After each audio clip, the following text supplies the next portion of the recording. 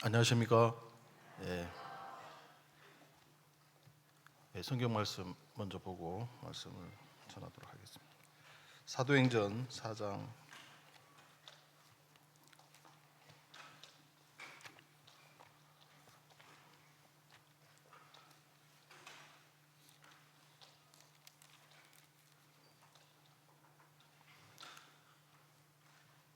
3장 1절부터 읽겠습니다.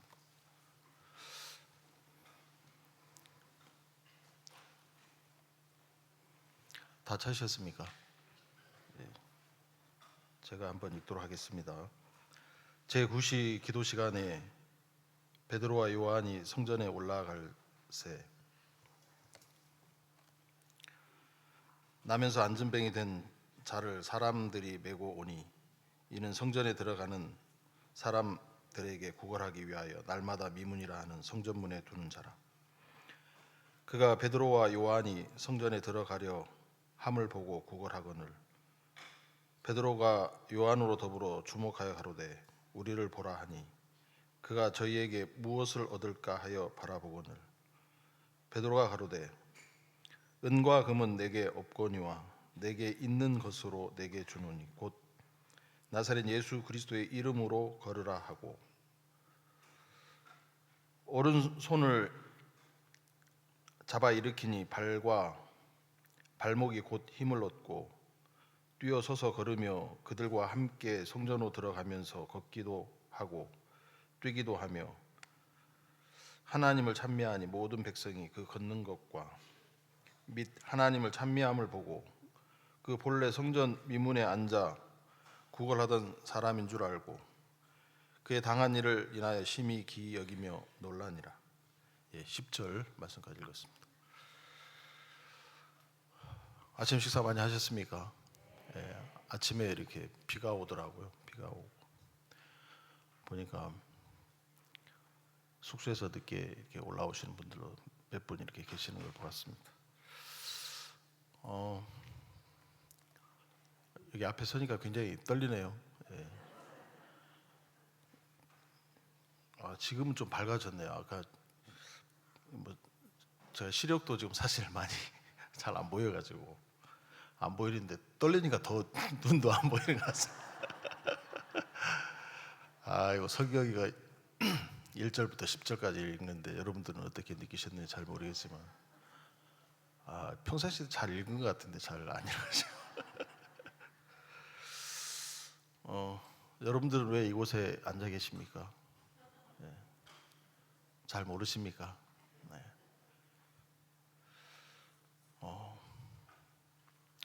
제가 여러분 코로나로 인해서 이 대면으로 수양회를 이 강릉에서 참석한 지가 아마 그 2년 동안 못 하다가 20년, 21년 그렇죠? 못 하고 올해 22년 여름 캠프인데 이곳에 여러분들 오신 걸로 알고 있습니다. 그래서 저는 제가 2012년 몇 년도라고요? 올해가 2022년이죠. 저는 이 강릉 캠프를 처음 참석합니다. 죄송한 이야기지만 12년 제가 제 기억으로는 4월 12일이거든요. 그날 수요일 저녁이었는데 수요일 저녁 예배를 마치고 교회를 떠났습니다.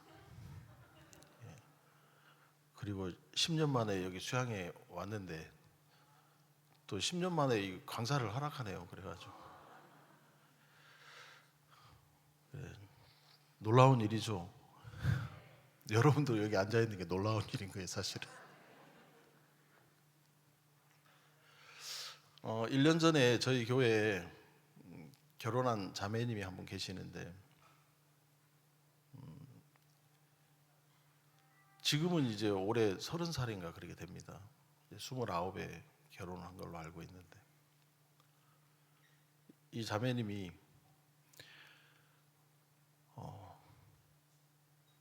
결혼에 대해서 한 번도 생각을 해본 적이 없대요. 저희 교회에 청년 형제가 있었는데 이제 선을 이제 보려고, 제가 아까 이야기했죠. 제가 이제 2021년 3월 달에 홍천으로 이렇게 강남에서 연수를 받고 홍천으로 왔는데, 그때 선을 진행하는 형제님이 계셨는데, 이제 이 형제님을 그 선을 보게 하려고 이야기를 이렇게 했어요. 제가 아무것도 모르고. 그러니까 이 형제님이 저한테 그러더라고요. 목사님, 프로필이 없습니까? 그러더라고요. 프로필? 제가 이제 감이 오더라고요. 요즘은 결혼을 프로필을 다 보여주는구나. 저는 이제 자매에 대한 프로필도 모르고, 이 형제님도 잘 몰라요, 사실은. 근데 이제 교회에서 결혼이 진행되던 일들이라 그냥 이 형제님한테, 그래 난 잘 모르겠는데 하나님께서 이번에 그 제천교회를 가다 보니까 이런 마음을 주시고, 그래서 목사님께 말씀을 드렸더니만은 그래 한번 보자고 이야기하시더라고요. 그래서 이야기를 이렇게 했어요. 근데 이제 그쪽에서도 갑자기 이제 진행이 되다 보니까 그 자매님한테 사모님 물어봤대요. 야, 연실아, 너 선 볼래? 그랬더니 나중에 이야기를 들어보니까 이 자매는 요즘 청년 형제 자매님들이 시집 장가 가려고 잘 합니까? 예, 잘 모르겠습니다만 잘 안 하는 것 같더라고요.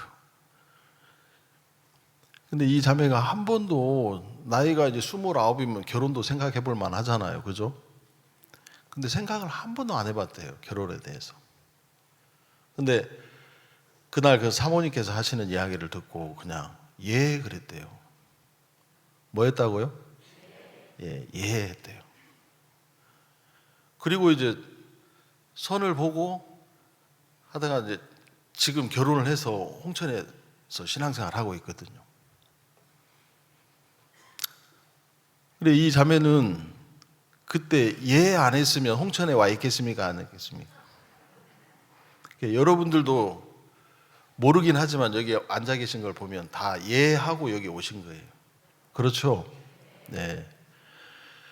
아마 예 안 했으면 지금 숙소에 계시거나 아니면 저기 서울에 계시거나 아니면 이제 집에 계시거나 그렇게 할 텐데,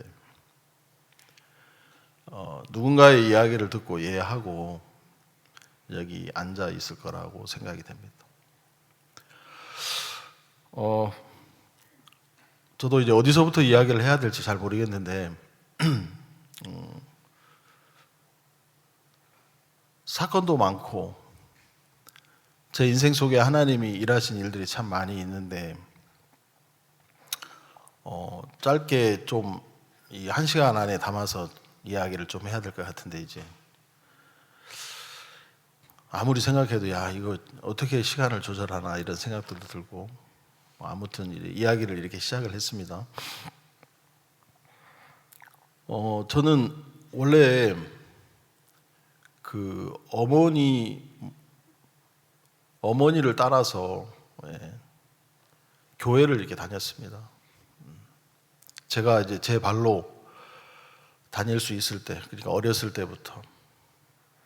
저희 어머니는 원래 이제 그 천주교 성당에 다니시는 분이셨거든요. 제가 이제 본 적이 제주도인데, 저희 어머니가 이제 제주도 분이고 저희 아버지는 충청도 분이에요.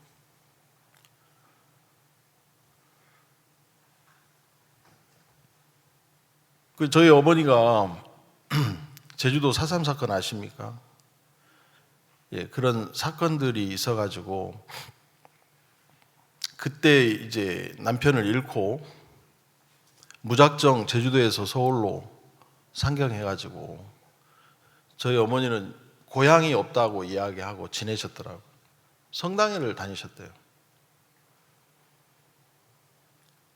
근데 저희 어머니에게는 딸이 하나 있었는데 딸을 친정 어머니에게 맡겨놓고 올라왔죠. 올라왔는데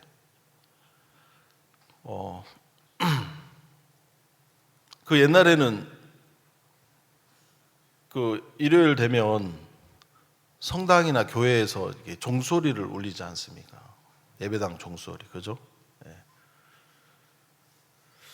저희 어머니는 천주교에서 영세 견진 이런 걸 다 받고 세례를 받으신 분인데 지금도 천주교회는 그렇게 숫자가 많지는 않습니다만은 저희가 그때 천안에 살았는데 그 천안 지금은 구산골이 그때 이제 구산골이라 제 기억엔 그런데 아무튼 이제 제가 그 구산골에서부터 이제 교회를 어머니 따라서 다녔어요.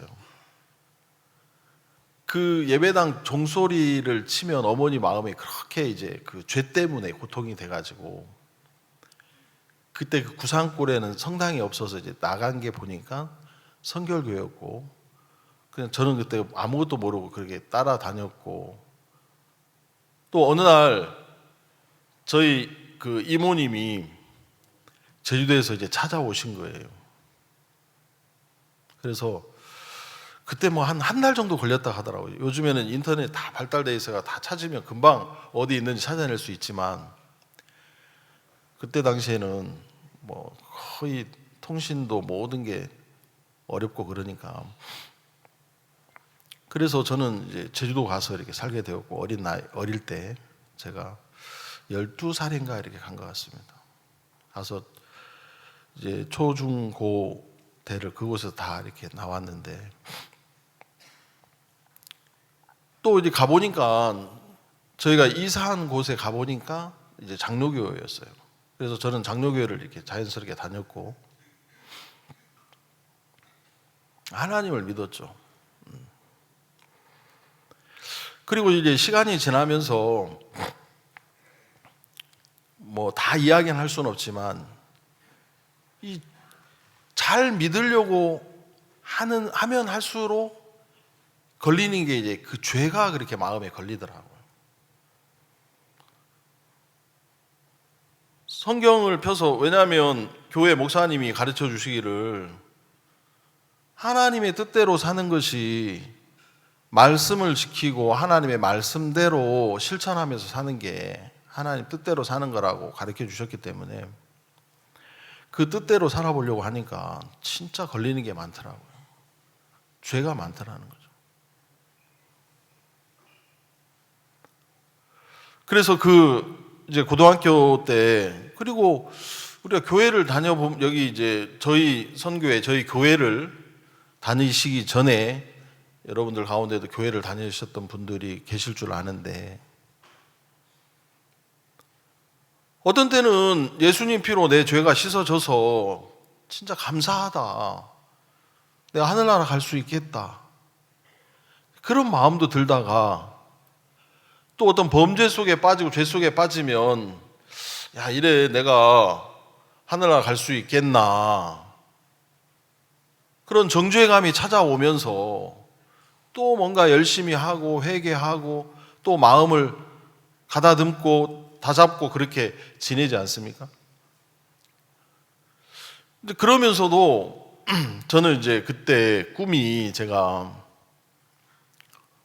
정치인 아니면 그거는 이제 차선이었고 교회에서 계속 이렇게 지내고 또 하다 보니까 꿈이 목사였어요 그때. 그래서 그때 당시 학교 다닐 때 그 장래 희망하면 적는 난에다가 제1희망, 제2희망, 제3희망이 있지 않습니까? 그러면 이제 1번 목사, 2번 선교사, 3번 그래서 생략할게요. 그렇게 이제 적어서 내고 이제 교회를 다니고 그랬습니다. 근데 이제 죄의 문제가 걸리니까 이제 고등학교 3학년 때가 되었는데, 그때도 이제 대학을 진학해야 되고 그런 상황인데, 신앙을 잘 하려고 하니까 이제 죄의 문제를 해결해야 되잖아요. 교회에서 가르쳐 준 것이 아담과 하와가 선악을 알게 한 나무 실과를 따먹은 그 죄는 원죄라고 가르쳐 주고, 그 죄는 십자가에서 씻어졌고, 날마다 살면서 범죄하는 그 죄, 혹시 들어보셨습니까? 예, 자범죄라고 이야기하면서 그 죄는 날마다 회개 기도해야 된다고 가르쳐 주더라고요. 그래서 저도 그렇게 죄를 씻어보려고 아침마다 새벽에 가는 거죠. 교회를 가서 뭐 한 10분, 20분 짧게 목사님 말씀 전해주시고, 이제 다들 이제 새벽에 개인적으로 기도하고 성경 읽다가 집에 가지 않았습니까? 그러면 저도 이제 성경 좀 보고 또 이렇게 있다가, 저는 이제 그 화장실로 가는 거예요. 화장실. 교회 화장실이 2층 계단으로 올라가는 그 계단 밑에 화장실이 있었는데, 다른 분들 다 갔나 확인하고 이제 그 화장실에 들어가서 화장실 문을 걸어 잠그고 거기서 이제 회개 기도를 하는 거예요. 혹시 해보셨어요? 그래가지고 그 이제 변기, 요즘은 이제 좌식 그 양변기가 이렇게 있죠. 옛날에는 그 변기도 이제 앉아서 하는 거 있지 않습니까? 네, 물 이렇게 쫙 내리고. 근데 그 변기를 이렇게 내려도 변이 싹 실려 내려가다가 걸려가지고 말라서 이렇게 그 더럽혀진 것들이 있잖아요. 그래, 제 마음의 상태를 보니까 막 너무 제 마음이 이 똥보다 더 더럽고 추하고. 거기 이제 화장실 안에는 그 뭐죠? 이제 그 청소 용품으로 그 고무장갑 같은 게 있는데, 내가 이 똥보다도 더 더러운 이 죄, 이걸 생각하니까 무슨 이거 뭐예요? 이거 고무장갑 낄 필요도 없고 그냥 해가지고, 예? 그 비누 거품 좀 내가지고 이제 뿌려놓고 수세미로 이렇게 싹싹 닦으면서 눈물 콧물 흘리면서 이제 생각을 다 쥐어내는 거예요. 예. 성경에 읽어보면 여자를 보고 음욕을 품는 자마다 마음에 이미 뭐라고요? 간음하였느니라. 뭐 생각으로 지은 죄 막 다 이제 일일이 찾아가지고 기도하면서 이제 죄를 용서해 달라고 눈물 콧물 다 쏟아가면서 이제 그 화장실 다 청소하고 나면 이제 죄가 또 씻어졌구나, 이제 그렇게 믿고 그런 삶들을 계속 사는데, 이게 끝이 없잖아요. 해보신 분들은 아실런가 모르겠습니다. 처음에는 그런 죄들을 낱낱이 생각하면서 기도를 하다가 나중에는 어떻게 합니까? 맨 마지막에 하는 기도가 있어요. 혹시 해보신 분들 있으십니까? 예. 알고 지은 죄 모르고 지은 죄 다 용서해 주십시오. 바쁠 때는 또 그렇게 퉁치고 이제 기도하는 거죠. 예. 좀 여유가 있을 때는 다 생각나면서 기도하고. 근데 그렇게 죄를 씻어달라고 이렇게 빌어보는데 의문이 생기는 거예요. 성경에는 죄가 홀이라도 있으면 결단코 그 지옥불에서 나올 수 없다고 말씀하고 있는데, 그런 말씀을 보면 걸리는 거예요. 제가 아무리 죄를 씻어, 그리고 이제 뭐 알고 지은 죄 모르고 지은 죄 다 용서해 달라고 하는데, 근데 내가 어느 날 그렇게 해서 죄가 씻어진다면 어느 날 내가 이 회개 기도를 못하고 죽으면 어떻게 되냐.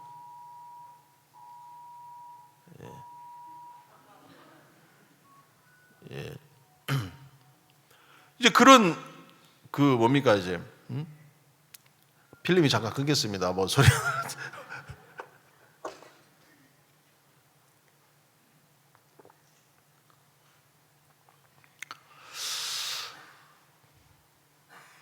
그러고 보니까 이게 아닌 것 같은 생각이 이렇게 드는데, 목사님은 어떻게, 목사님한테 찾아가서 이제 물어봐도 아까 처음에 얘기한 것처럼 그런 거예요. 그래, 이제 우여곡절 끝에 제가 여러 가지 사연이 있었습니다만, 이제 어릴 때 신학교를 갔습니다. 제가 다녔던 교회 교단 신학교를 갔는데, 거기 가면 교수 목사님들이 잘 가르쳐 줄 거라고 생각을 했습니다. 가서 말씀을 듣고 배웠는데 똑같더라고요. 이게 해결이 안 되는 거예요. 제가 일반 신학교에 가면 뭐 구원론 뭐 이제 이런저런 논을 배우는데, 제가 물어봤습니다. 어떻게 믿어야 구원입니까? 그리고 아까 제가 얘기한 것처럼 이게 죄가 있으면 지옥 간다 하는데, 저는 이런 부분에 분명한 확신이 안 됩니다 하고 여쭤봐도 아까 이야기한 것처럼 원죄는 예수님 씻으셨고 십자가에서, 자범죄는 내가 회개 기도해서 씻어야 된다. 그게 이제 풀어지지 않으니까 제 마음에서, 그리고 장로교회였으니까 하나님이 예정 가운데 구원하시기로 예정한 사람들은 다 구원받게 돼 있다. 이제 그런 이제 간단한 뭐 자세하게는 이야기할 수 없습니다만 그런 이야기들을 듣고 제가 이제 나는 택함 받지 않은 백성인가 보다 이런 생각들. 그래서 하나님이 나를 구원하시기로 하셨다면 하면서 이제 제가 1년을 다니고 학교를 포기했습니다. 그리고 하나님이 나를 구원하시기로 작정하셨다면 이제 나를 구원해 보십시오. 나는 이렇게는 더 이상은 안 될 것 같습니다 하고 이제 그냥 막 살았거든요. 네. 그 전까지는 죄 안 짓고 살려고 막 노력하면서 살았는데, 그 뒤로는 마음에서 이게 율법도 하나님도 다 버리고 나니까 자유롭잖아요. 그러니까 그렇게 살다가 저희 교회를 이렇게 하나님께서 만나게 하셨습니다. 그리고 구원을 받았습니다. 구원을 받고 난 이후에 교회 안에서 이런저런 일들도 있었고, 또 하나님이 제 마음을 이렇게 바꾸어 주셔서 이 복음 앞에 살고 싶은 마음들을 주셔가지고 선교학교를 왔죠. 그래서 사역을 하기 시작을 했는데, 우리가 이 교회 안에 많이 듣는 말씀 중에 하나가 뭐죠? 예? 생각을 버려라. 예. 생각을 버려라. 그 이야기 많이 듣지 않습니까? 그죠? 우리 자신을 부인해야 된다는 이야기 많이 듣고. 근데 구원을 받고 영원한 속죄가 이루어져서 죄가 영원히 씻어졌다는 이 말씀을 통해서 분명하게 그 부분에 믿음을 갖게 되었는데, 내가 구원받은 하나님의 사람인데 제 마음 안에 이 선악의 사상들이 마음에서 버려지질 않는 거예요. 제가 보는 옳고 그른 게 있더라고요, 제 마음 안에. 그러니까 교회 안에서 있으면서 부분적으로 부인을 하고 이렇게 산다고 생각을 하는데, 저런 거는 저렇게 꼭 해야 되나? 여러분에게도 그런 거 있습니까? 목사님을 향해서, 여러분 교회 목사님을 향해서 목사님 좀 너무 하시는 것 같다. 아마 여기 계신 분들은 그런 생각 한 번도 안 해보신 분들 해보셨어요? 예. 이제 그런 것들을 목사님 좀 너무 하십니다 이렇게 얘기할 수 있습니까? 없습니까? 예, 못하죠? 예.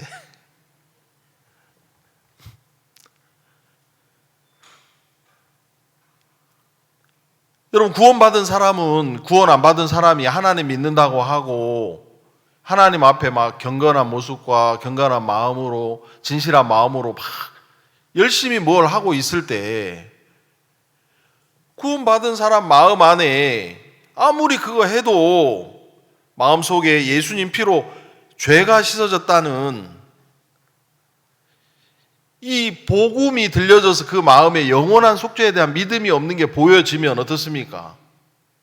그 아무리 잘해도 어떻게 해요? 더 열심히 하락합니까? 그거 아니라고. 그거 의미가 없다고. 그럽니까? 안 그럽니까? 그렇죠? 그래, 이제 목사님 마음 안에는 저 사역자가, 저 형제가 자기를 부인하지 않고 하나님의 인도와 말씀을 따라 사는 것이 아니라 자신을 믿고 자기를 믿고 살아가는 그런 모습들이 보이니까 계속 그런 부분들을 간섭도 해주시고 말씀으로 교제도 해주시는데 그걸 들을 만한 귀가 없고 나는 구원받았어. 나도 하나님의 종이야. 나도 이제 목사가 됐어. 말은 표면적으로 하진 않지만 중심 안에 내 안에도 성령이 계시고 나도 하나님의 인도를 받는다는 그런 나를 확신하는 마음들이 속에 있으니까 이 안에서 보고 있는 것들이 있더라고요. 그래서 저는 2012년 4월 12일인 것 같은데 교회를 떠나야 되겠다. 그 전에 이제 마음은 정한 것이죠. 도망은 그때 갔습니다.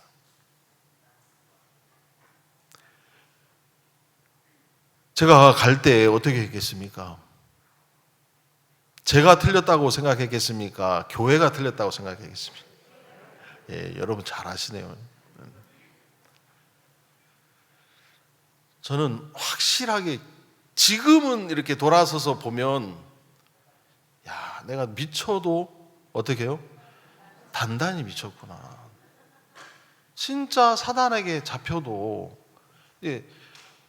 구원받았기 때문에 너무 단순한 이야기잖아요. 구원받았기 때문에 나는 지금 사단이 넣어주는 생각과 마음에 이끌려 가고 있으면서도 목사라는 직분을 교회 안에 받아서 살고 있으면서도 그 사단이 넣어준 생각, 옳은 판단들, 그걸 통해서 보는 교회, 그걸 통해서 보고 있는 목사님, 그러니까 목사님도 어떻게 해요?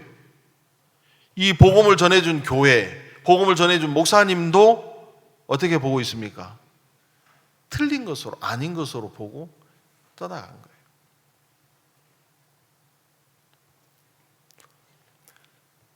제가 떠나고 며칠 후에 목사님께서 저한테 전화를 주셨습니다. 전화를 받았죠.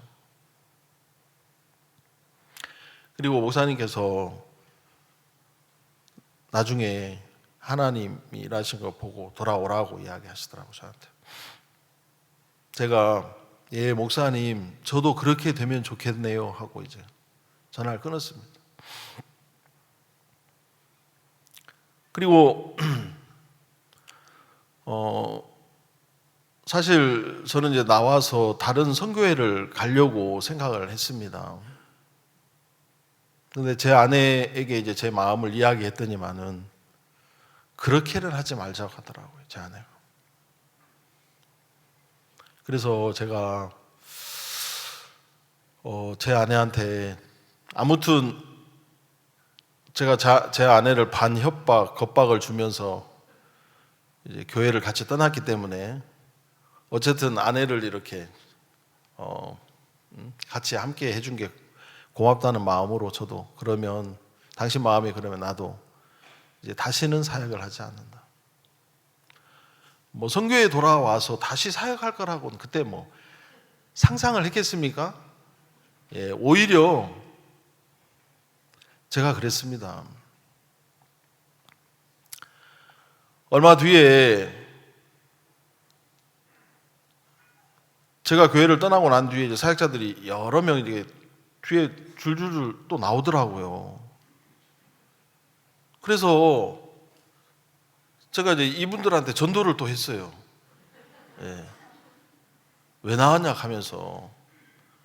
그래 이제 저는 하나님이 이렇게 교회가 틀렸고 잘못됐고 이런 걸 보여줘서 나왔다고 분명한 확신을 했기 때문에 이제 그런 이야기들을 계속 나온 형제들은 그런 것 같다가 이 형제들도 막 그러더라고요. 그리고 나와가지고 뭐 형제들 좀 모여서 같이 이렇게 모임도 하고 뭐 하는데 여러분 생각을 해보십시오. 그 모임이 잘 형성이 되겠습니까? 예, 안 되죠. 왜냐하면 저도 그렇고 나온 형제들이 누구를 이기고 나왔습니까? 네? 잘 모르시죠? 목사님을 이기고 다 나왔잖아요. 예? 복음을 전해준 이 교회의 목사님, 박 목사님, 또 우리에게 믿음을 가르쳐주고 말씀을 가르쳐준 목사님을 다 이겨 먹으니까 나온 거 아니에요. 누가 틀렸다고요? 목사님 틀렸다고 해서 나온 사람들인데 그 사람들끼리 모여서 뭐가 모임이 되겠습니까? 예? 또 그 사람들은 다 잘난 사람들이잖아요. 그렇더라고요. 나가면 그래도 내가 구원받은 사람인데 신앙은 지키지 않을까? 내가 하나님을 믿고 하나님 앞에 복음 전하며 살 수 있지 않을까? 이런 생각들을 했는데 그렇게 안 되더라고요. 그래서 저는 식당을 이렇게 운영하게 됐는데 빚을 내서 이제 식당을 제 아내하고 이렇게 하고 제 큰놈하고 같이 식당을 운영을 했습니다. 많이 어려웠죠. 제가 그때 나와가지고 오리 가게를 했는데 오리집, 오리 고기. 지금은 AI 아시죠? 네, 조류독감. 조류독감이 와도 별로 사람들 관심 있어 합니까? 지금은 관심 없는데 그때 조류독감 와가지고 겨울마다 조류독감이 오니까 장사가 안 되더라고요. 그래가지고 그 일을 이제 그만두게 됐어요. 그 일을 하면서 뭐 제가 교회도 나가는 데도 없죠. 뭐 내가 개인적으로 성경을 보고 뭐 말씀을 보고 뭐 그래 복음을 전하거나 그렇게 살지 않더라고요. 그래서 나가서 이제 형제들하고 나간 형제들이 같이 이제 목사님 대적하고 교회 대적하고 그렇게 살았습니다.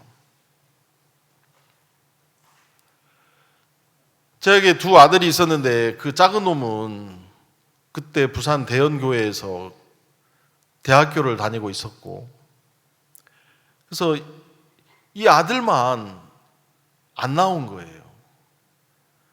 그래서 제가 무슨 생각을 했냐면 자식 농사를 잘못 지었다고 생각했거든요. 제가 짓는 건 아니지만 그래 교회 떠난 형제들은 다 보니까 아버지를 따라서 딸이고 아들이고 다 따라 나오던데 저희 그 둘째 놈만 안 나오는 거예요. 그 밀양에 살 때 제가 그 대학생을 때리기도 했다니까요. 제가 좀 독한 게 있거든요. 얼굴은 이렇게 둥글둥글해도.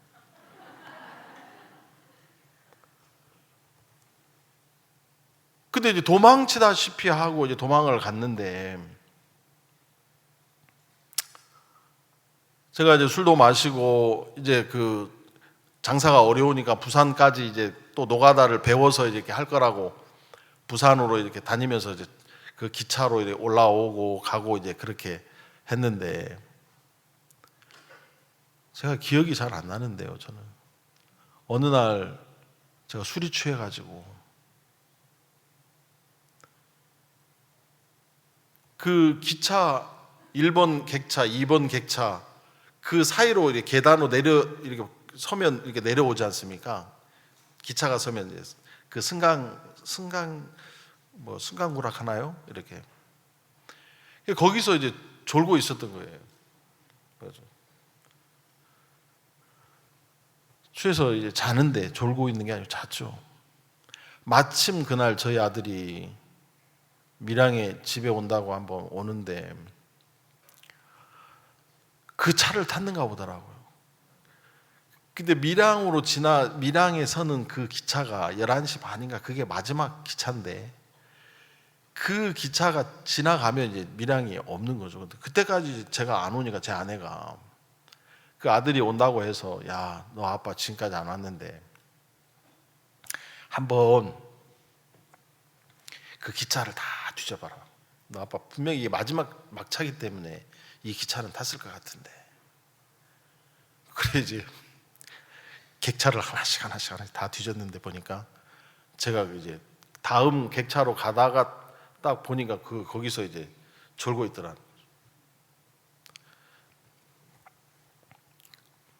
저희 아들이 얼마나 기가 막히겠습니까, 그죠? 기가 막혀가지고 아무튼 저를 깨워서 이제 안 그랬으면 저는 이제 서울까지 갔을 것 같아요. 예, 타고. 그래서 이제 그 밀양에 내려가지고 집에 들어간 적이 있는데 저희 아들이 이제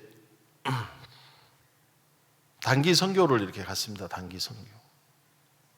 아프리카 우간다를 다녀오고 아마 귀국 발표회 때 목사님을 따라서 그 발표회를 다니다가 대구에 가게 됐는데 대구에서 이제 그런 아버지를 이렇게 봤잖아요.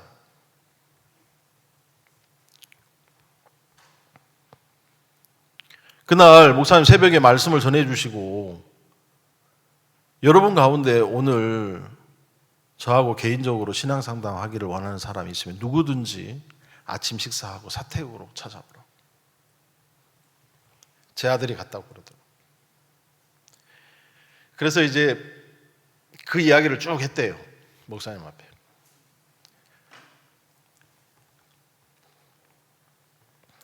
아버지가 사역을 하다가 그만뒀는데 아버지가 사는 삶이 이렇고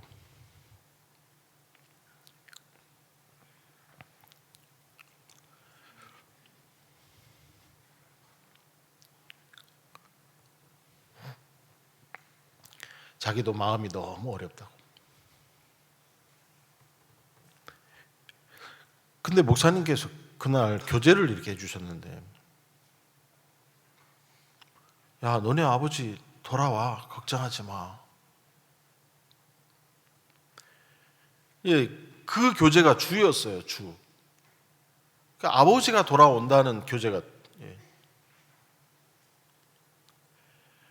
그래가지고 그 이제 목사님 교제를 받고 제 아들이 너무 기뻐가지고 저한테 전화를 했어요. 아버지,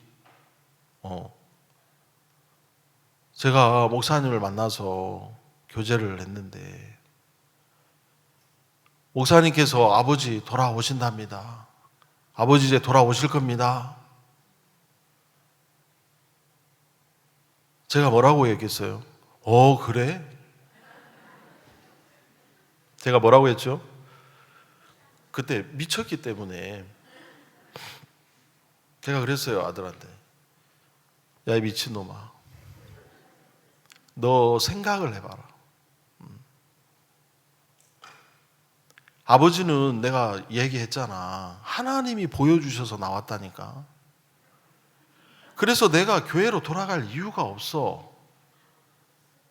야, 그래, 아버지가 돌아온다고 해야 네가 그 교회에 붙어 있을 거 아니야. 이 멍청한 놈아. 네가 나와야 돼. 그 말도 안 되는 이야기야. 그래야 너 붙잡아 놓으려고 하는 말이지. 그게 될 것 같아? 나 하나님으로 말미암아 나왔다니까. 제가 그랬다니까요. 저희 동서가 있어요. 여기도 목사님이신데 저한테 전화했더라고요. 손 아래 동서니까 저한테 전화. 형님, 그 조카가 목사님하고 이제 교제했다는 이야기를 듣고 목사님 무슨 말씀 전해주시도록 뭐라고 교제해 주시도록 하니까 아까 똑같은 이야기. 그래서 형님 목사님이 그러신데 형님 돌아온다네. 제가 똑같이 얘기해 줬습니다. 그리고 이제 시간이 흘렀습니다. 간혹 목사님께서 저한테 전화도 주셨는데 저는 전화 안 받을 이유가 없다고 생각을 했어요. 왜요? 제가 옳고 목사님 틀렸으니까 목사님한테 막 제가 옳은 이야기 해줘야 될 거 아닙니까? 목사님 틀린 이야기를.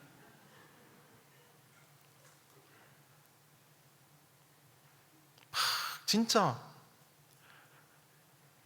죄송합니다. 지금 여러분들 앞에 정말 죄송한데 우리 선교회 떠난 사역자들이 교회를 탈취하려고 첫 번째 사건이 일어났던 게 광양 사건이었잖아요. 광양교회. 저는 그때 그 교회 떠난 그 김영재하고 나와서 같은 편이었기 때문에 제가 거기 가서 그 형제를 돕는다고 목사님하고 같이 테이블에 앉아가지고 한 3시간 동안 막 싸우고 그랬거든요. 그리고 형제자매들 못 만나게 했습니다. 왜? 목사님 말씀 들으면 형제자매들 다 바뀔 거니까. 예. 그 믿음은 있더라고요. 목사님 얘기하면. 왜 웃습니까? 그래가지고 안 된다고 제가.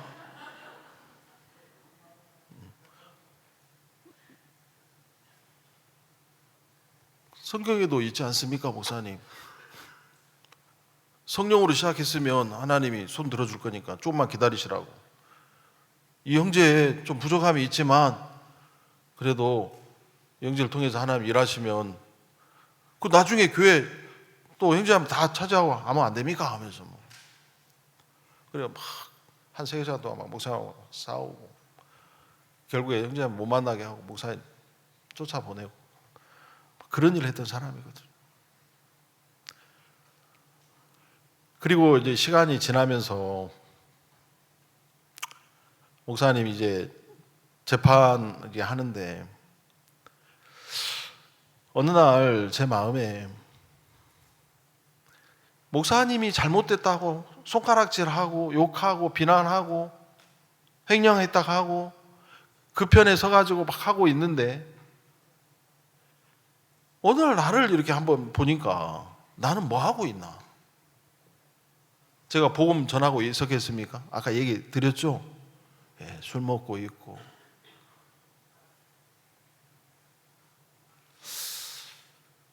그래서 그런데 목사님은 계속 복음을 전하시고 복음 앞에 달려가시는 거예요. 제가 그 모습을 보니까 야, 내가 계속 이렇게 가서는 안 되겠다.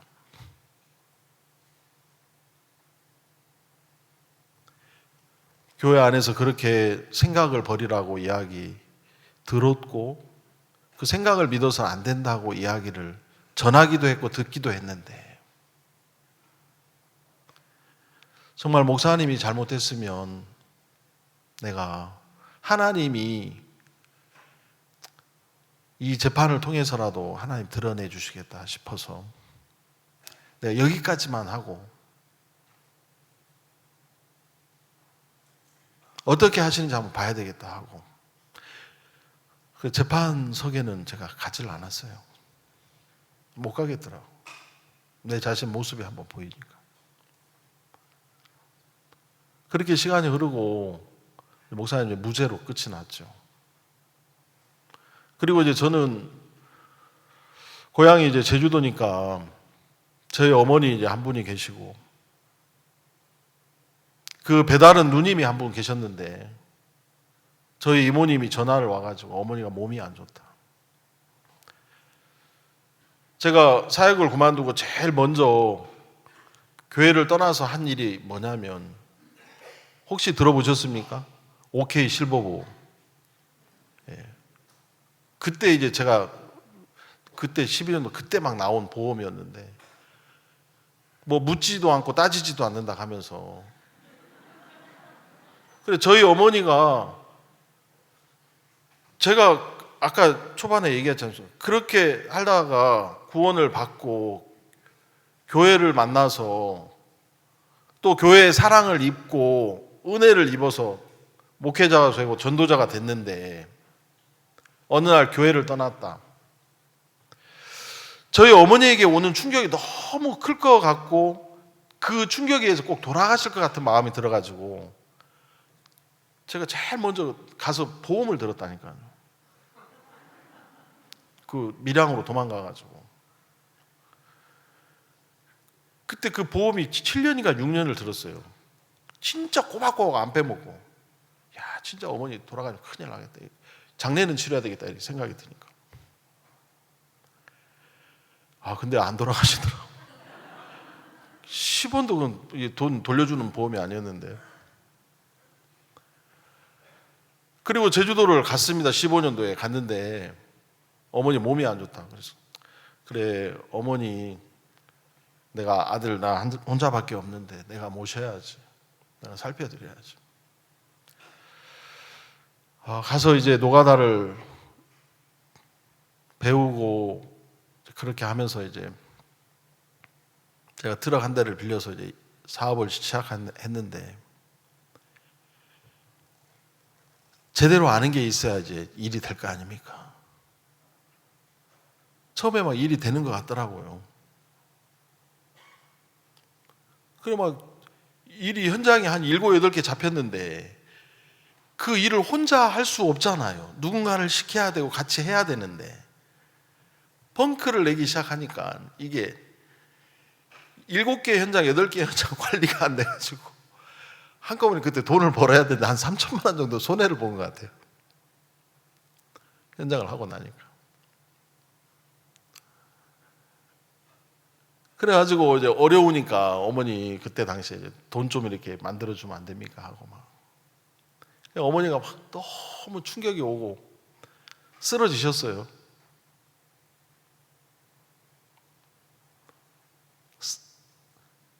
한 몇 년 동안 요양원에 계셨는데 저희 아내가 이제 같이 병원에서 간병도 하고 또 집에 모시기도 했는데 몸이 불편하시니까 요양원에 이렇게 모셔가지고 지냈거든요. 그런 상황이었어요. 마음이 어렵더라고요. 어머니를 보니까 저도 마음이 어렵고. 그래서 제가 하나님 어머니 구원받지 않았습니까?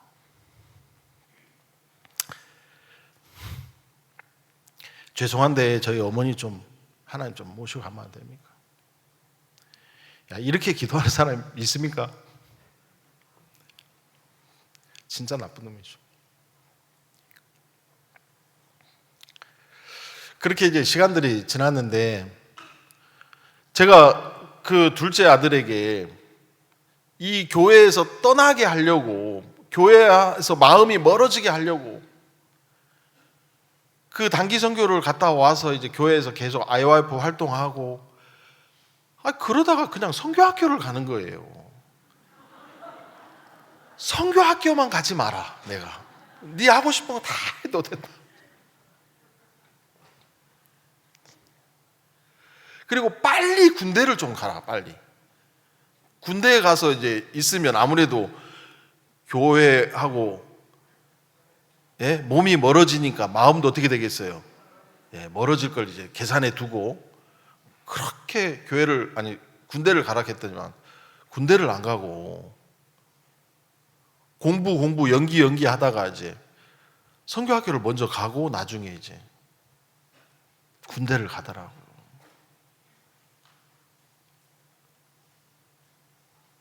그리고 목사님하고 이제 한 번은 통화가 됐습니다.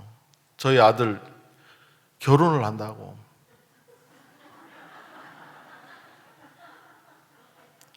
제가요, 목사님, 아버지 없이 결혼하는 것도 제가 선교에서 좀 본 적이 있거든요. 그러니까 목사님 알아서 하세요. 진짜 막 마음이 막 강팍하고. 또 어떤 때는 조금 부드러워졌다가 이게 참 제 마음을 제가 통제가 안 되는 거죠.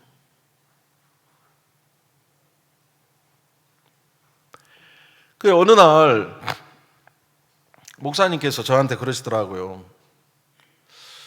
야, 자네 장영재, 자네 아들 참 잘 키웠더라. 이게 무슨 얘기야? 아까 저는 뭐라고요? 자식 농사? 잘못했다고 생각했는데. 그래 이제 사람이 그러면서 이제 결혼을 하게 됐다고 이야기를 이렇게 하시는데 제가 그 얘기를 듣고 잘 키웠다 가는데 좋아요, 나빠요? 일단은 이제 그런 마음도 들고 속으로 목사님 뭐 다 당신이 해놓고 뭘 또 나보고 잘했다 해, 잘 키웠다 해, 그냥 하는 말이지. 이런 생각도 이제 또. 세 번째, 나는 지금까지 끊임없이 목사님 잘못되다 가고 그냥 계속 목사님 싸우고 대적하고 비난하고 그렇게 살았는데, 내가 목사님이라면 내가 뭐라고 이야기를 하겠나 생각을 해보니까 저는 그렇게 말 못하겠더라고요. 자네 아들 참 잘 키웠네. 그래 못하겠다. 뭐라 하겠지. 그래, 아들이 성경학교 훈련 잘 받고 잘 지내서 이제 결혼시켜가지고 그 사역자로 보내려고 그렇게 생각하니까 결혼식에 오라고. 제가 하면 그 정도를 얘기할 수 있겠더라고요. 그래, 잘 키웠다고 하는 그 목사님 마음을 이래 보니까 그냥 어떤 사람이 그냥 할 수 있는 이야기는 아니다 싶은 마음이 이렇게 들면서 마음이 좀 열렸어요, 제가. 그리고 목사님께서 이제 저한테 꼭 며느리를 한번 꼭 보내준다는 거예요. 얼굴 한번 보라고. 그 저희 사돈이 조경호 목사님 그 딸이거든요. 사돈인데 옛날에 제가 사역할 때 사천에 있었고 남해에 계셔가지고 이렇게 그 한 1년인가 2년 같이 옆 동네에 살아가지고 공도 차고 이래 해가지고 제가 아시는 분이라서 전화 통화를 했어요. 그래 뭐 우리 얼굴 볼 거 뭐 있냐고.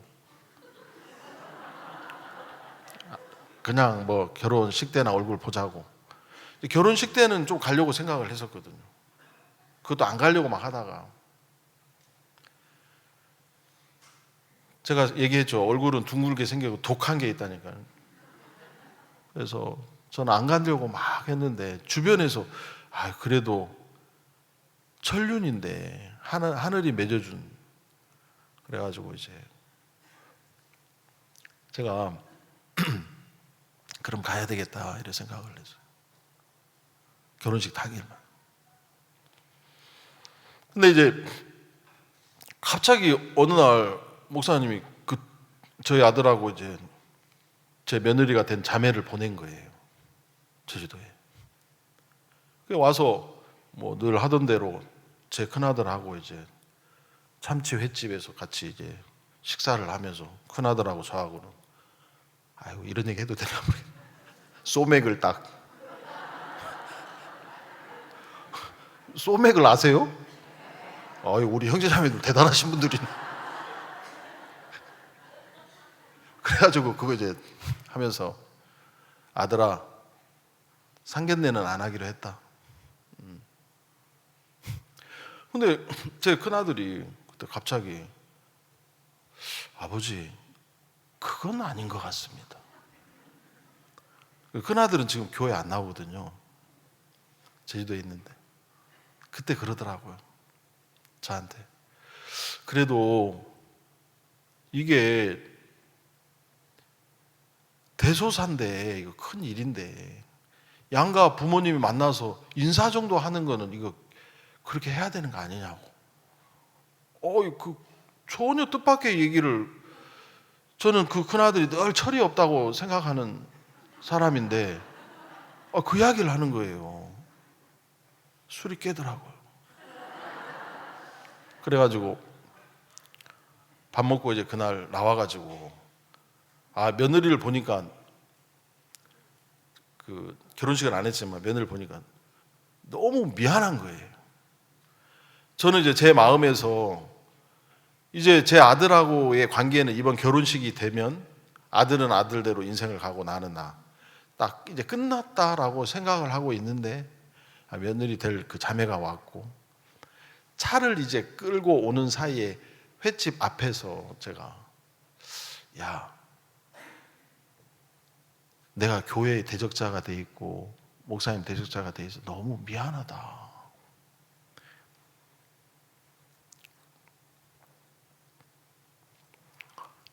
그 얘기를 했어요, 제가. 어차피 뭐 나는 이제 이렇게 갈 수밖에 없는 놈이고. 근데 제 며느리가 그러는 거예요. 저를 딱 토끼 같은 눈으로 동글동글 쳐다보면서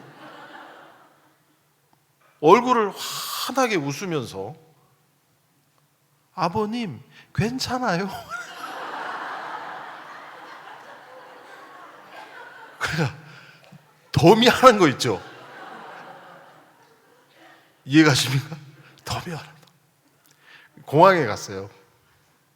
이제 그 아들하고 이제 올라가는데 공항에서 이제 커피 한 잔 마시면서 좀 전에 횟집에서 아들이 한 얘기도 있고 그래서 제가 가서 목사님한테 내가 그때 안 간다 했는데 그래 인사 한번 드리고 상견례 한다고 말씀드려라. 그렇게 해서 서울을 가게 됐습니다. 그때 다큐 찍는다고 목사님 굉장히 바쁘신 스케줄이 있었고 10시에 이제 저희 부부가 가서 이제 인사 한번 드리고 그래도 진짜 우리 아들이 말한 그 도리 인간의 도리 그거라도 해야 되겠다 싶어가지고 상견례도 하고 목사님한테 어쨌든 대적자의 아들이지만 이렇게 마음 써주시니까 감사하다는 인사나 하고 여기서 다 빠이빠이 해야지 그렇게 생각하고 갔거든요. 갔는데 이거 잘 안 풀리더라고.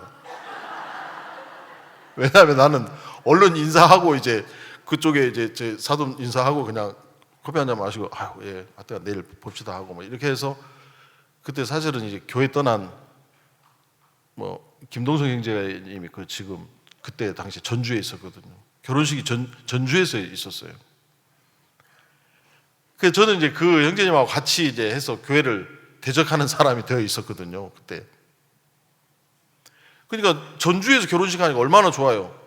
거기에 이제 가려고 저는 이제 인사만 드리고 거기 가서 이제 내일 우리 아들하고 인사하고 이제 영원히 빠이빠이 하기로 했다 하고 이제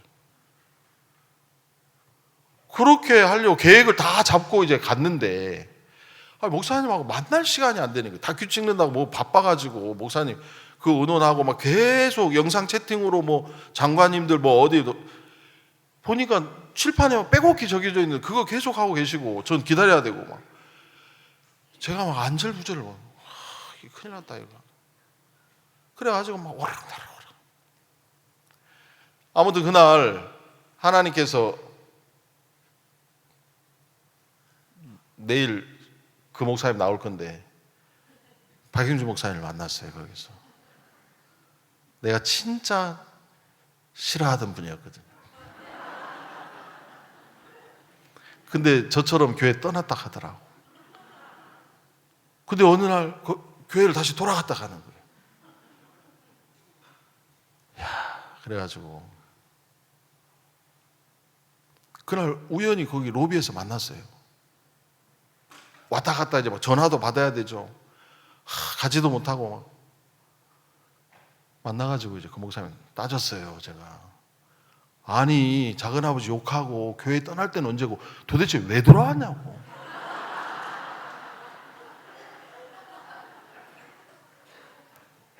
그리고 내가 제일 싫어했던 거 압니까? 아주 미쳤죠 제가. 그래가지고 이제 얘기하는데 몇몇 가지를 이야기해 주시더라고요. 요한복음 8장 가는 중에 잡힌 여자 그 여자를 사랑하는 예수님 마음이 목사님 마음에 있는 걸 봤다. 나는 믿음이라고 생각을 했는데 목사님이 가지고 있는 믿음과 내가 달랐다. 목사님은 말씀 안에서 사시더라. 그리고 지금은 집신장수가 죽으면서 아들에게 털털털 목사님이 전해주시는 말씀이 내겐 유언처럼 들린다. 그리고 마지막에 모르겠어요. 내가 목사님을 향해서 100% 마음을 열었다고는 말을 못하겠고 80% 그것도 70 50 60 그거는 넘은 것 같고 잘 모르겠어요. 내가 이 정도 마음 열고 목사님 말씀 듣고 있어요. 이 그거였거든요. 근데 내가 마음에서 야, 이 목사님 바뀌었네. 내 마음에서 이런 마음이 들었어요. 그리고 이제 목사님을 만나 뵙게 됐어요. 그래 목사님께서 그래 자영재 잘 왔다 하시면서 그래 자네들 말이야 내가 횡령했다고 다 떠들고 다니고 그래 하는데 서류를 뭐 하나 이렇게 꺼내 가지고 이야기를 하시려고 하더라고. 지난주에 목사님 잠깐 이야기 하시던데 그 목사님이 돈 찾은 것처럼 목사님 통장에다 통장 개설해 놓고 돈 찾아가 놓고 목사님이 그 돈을 횡령했다 그렇게 해서 이제 그 서류를 검사와 같이 조작해서 그렇게 진행하려고 했던 그 일들 그래서 지금 그 검사는 옷 벗게 되고 그 이제 하는 이야기를 짤막하게 하지만 그 서류를 하나 뭔가를 보여주시려고 하는데 제가 목사님 됐습니다. 죄송합니다. 목사님 저는 뭐 그 엑스파일 하면서 목사님 뭐 횡령했다는 이야기를 뭐 주동적으로 하는 형제들이 이제 그 재판에 계속 일을 진행했는데 저는 그 엑스파일 한 장도 본 적이 없습니다. 그런데도 저는 믿고 그렇게 살았습니다. 목사님 그거 안 봐도 됩니다. 알겠습니다.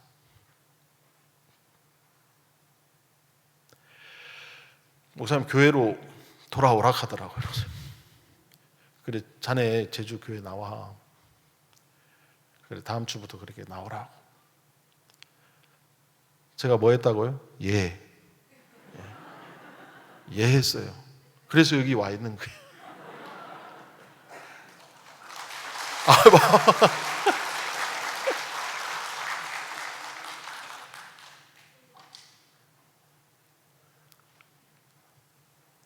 그렇게 시작이 됐는데 그 다음 날은 목사님 전주에 결혼식 하러 오셨잖아요.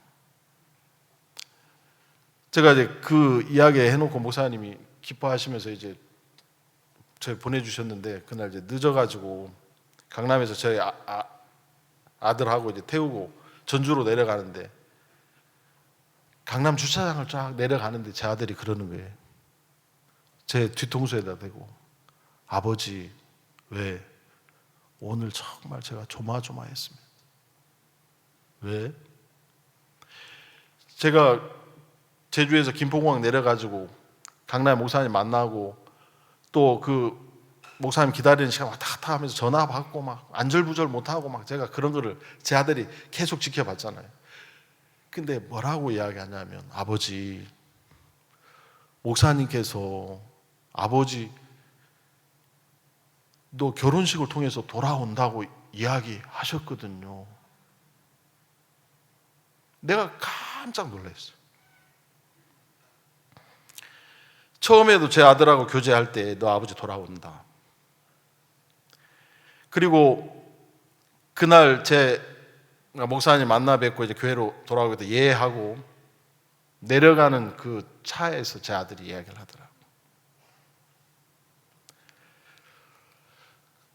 언젠가 제 며느리가 이제 저한테 얘기를 했습니다. 이번에 이제 애 낳으러 와가지고 목사님이 자기 둘을 앉혀놓고 아버지한테 아무 이야기 하지 마라. 감사하다 해라. 고맙다고 해라.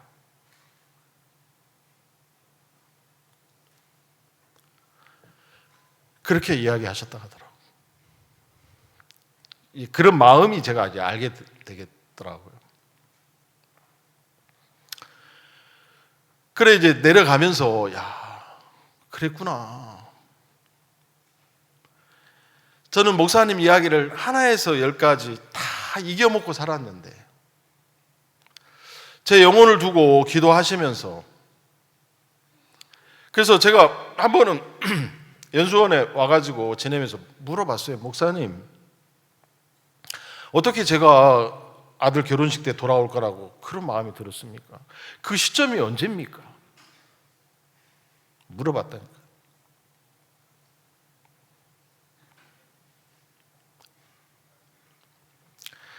아무튼 내려가면서 제가 어머니 하나님 데려가 주세요 하고 기도했던 적이 있었다겠죠. 내려가는데 생각이 나더라고요. 야, 이래서 어머니가 안 돌아가셨구나. 아무튼 제가 다시 목사님께서 그 다음날 선교회 일꾼들이 참 많이 필요한데 장영재가 돌아와서 너무 기쁘다. 같이 복음의 일을 했으면 좋겠다. 제 의지와 아무 생각 없이 그 이야기 하시더라고요. 그래서 그 전주에서 이제 목사님 뵙고 고민이 되기 시작하더라고. 이거 어떻게 하지? 저 얘기는 나보고 다시 오라는 얘기 같은데. 미치겠네.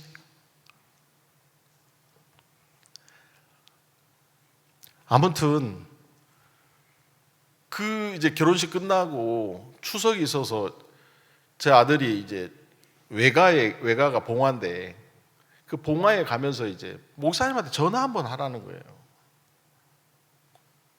전화하고 싶겠습니까? 예? 잘한 게 있어도 가서 전화하기가 쉽지 않은데 그렇게 대적해놓고 뭘 목사님한테 무슨 낯짝으로 전화하겠어요? 아무튼 교회 이제 제주도 이제 안 보고 목사님 안 보고 이제 제주도에 한 구석에 이제 교회만 이렇게 나가야지 그렇게 생각했던 사람인데 그래서 그래 알았어 하고 이제 어떻게 인사만 한번 하자고 해서 시간이 너무 다 돼버렸네. 그래가지고 이제 구미에서 목사님 만나 뵙고 목사님 한 여러 시간 같이 교제를 했는데 정리하고 이제 강남 교회로 오라고 성교학교 오라고 이야기를 하시더라고요. 그때 목사님께서 그러시더라고요. 저는 그 사역자님들도 뒤에 와 계신 줄 몰랐거든요.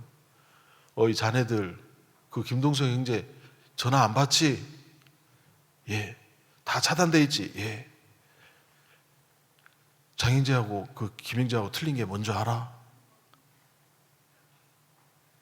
장영재는 내 전화를 받은 거고 그 김영재는 내 전화를 안 받은 거라 하면서 여러분 시험 들어도 꼭 전화 받으세요. 예. 그리고 예하세요.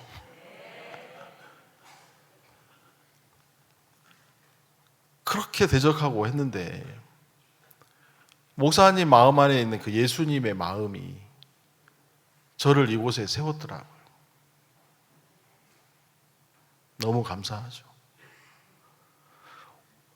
오늘 본문에 있는 말씀은 베드로가 그 안진뱅이를 성전 미문에 앉은 안진뱅이를 예수 그리스도의 이름으로 걸으라 라고 이야기하면서 그를 일으켜 세우더라고요. 내게 있는 건 내게 주노니 은과 금은 없지만 그 베드로 안에 예수님이 있다. 이 예수님의 이름으로 걸으라. 목사님이 저에게도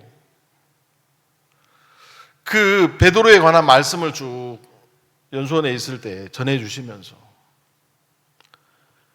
이제 장손으로 살지 말고 예수로 살으라. 네 안에 예수님 계시지 않냐. 너를 영원히 온전케 하신 그 예수님이 계시지 않냐. 그래 제 마음 안에 저는 나는 목사님처럼은 못 살아. 또 목사님처럼 살기도 싫어. 이런 생각이 제 마음을 계속 제 마음을 붙잡고 다녔거든요. 그런데 목사님 한날은 그 베드로에 관한 말씀을 쭉 전해주시면 심홍섭 그 전도사 이야기를 여러 번 들었는데 한날은 이 말씀이 저에게 하시는 말씀으로 들려지더라고요. 영원히 온전케 하셨네.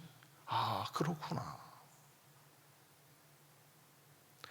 그래, 내 안에 예수님이 복음을 위해 살게 하시고 또 복음으로 말미암아 살아가도록 이끌어 주시겠구나. 목사님처럼 살아야지가 아니라 살도록, 목사님과 같은 삶으로 살도록 내 삶을 인도해 주시겠다. 예수님으로 걷게 해 주시겠다. 그 마음을 일으켜 주시더라. 여러분, 우리가 이 교회 안에 말씀을 들으면서 내가 예수님처럼 살아야지가 아니라 여러분, 우리 안에 예수님이 계시다고 말씀하시는 거예요. 목사님은 계속 그 이야기예요. 여러분, 우리는 껍데기는 장선우지만 내 안에 이 장선우는 죽고 내 안에 예수님이 계셔서 여러분 복음을 위해 살도록 해 놓으셨습니다. 그렇게 말씀하고 있다는 것이죠. 여러분, 우리는 이 교회 안에서 말씀을 들으면서 저처럼 여러분에게 올라온 어떤 생각이나 형편의 소리, 그걸 듣는 걸 끝내고 그렇구나, 예수님으로 살게 하셨구나, 예수님의 이름으로 걷게 하시는구나, 그 마음을 가지고 여러분들이 사신다면 이 교회 안에 들려지는 말씀들이 여러분 삶 속에 능력으로 나타나고 일하여 주실 줄 믿습니다. 기도 한번 드리겠습니다. 거룩하신 하나님, 우리 아버지 감사합니다. 하나님으로 말미암아 저희들이 이곳에 이끌림을 받고 왔습니다. 사랑하는 주께서 저희들을 인도해 주시고 또 예수님으로 살도록 저들을 인도해 주시고 이끌어 주실 줄 믿습니다. 이 수양행 속에 들려지는 말씀들이 우리 마음을 이끌어서 또 복음 앞에 살게 하시고 또 하나님 앞에 살도록 인도해 주실 주님 앞에 감사와 영광을 돌립니다. 감사를 드립니다. 예수님의 이름으로 기도했습니다. 아멘.